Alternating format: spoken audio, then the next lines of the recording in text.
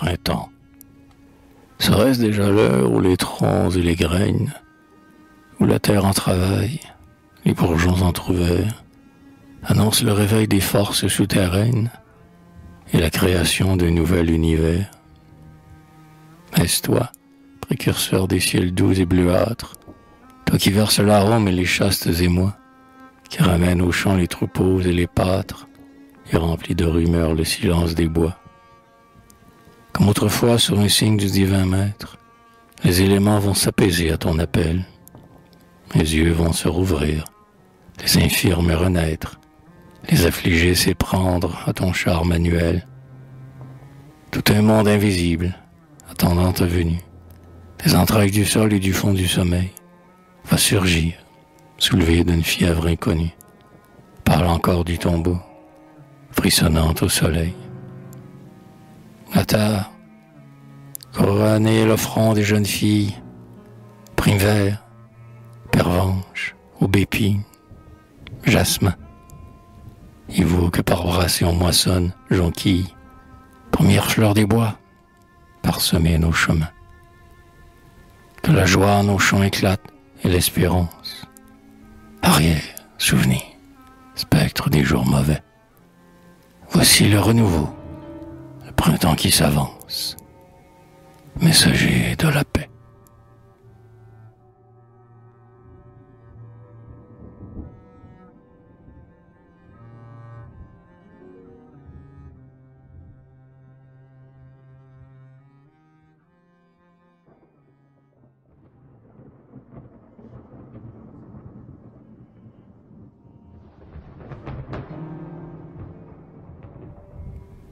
Ah, présage trompeur, promesse illusoire, pronostic mensonger déchiffré dans les cieux, de la clarté sur l'ombre inutile victoire, et d'une paix pascale espoir fallacieux, tandis que s'accomplit le fécondant mystère, que l'autel est paré de lys et de lilas, pour la communion du ciel avec la terre, sonne le branle-bas.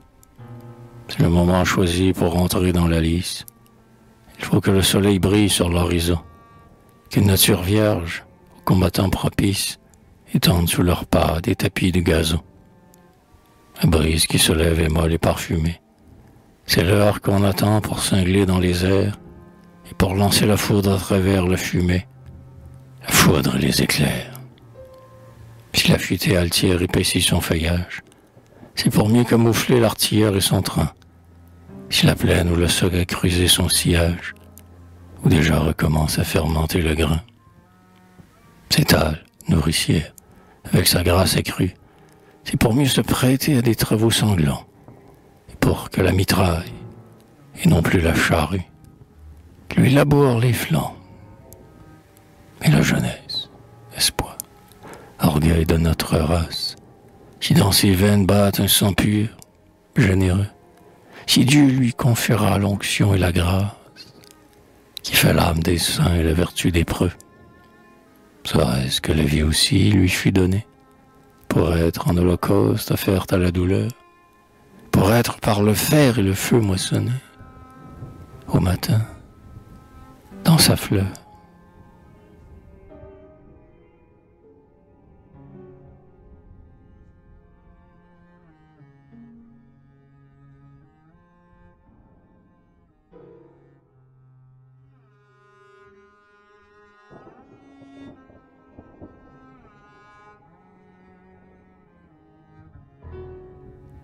Ainsi, tour à tour, l'âme espère et désespère.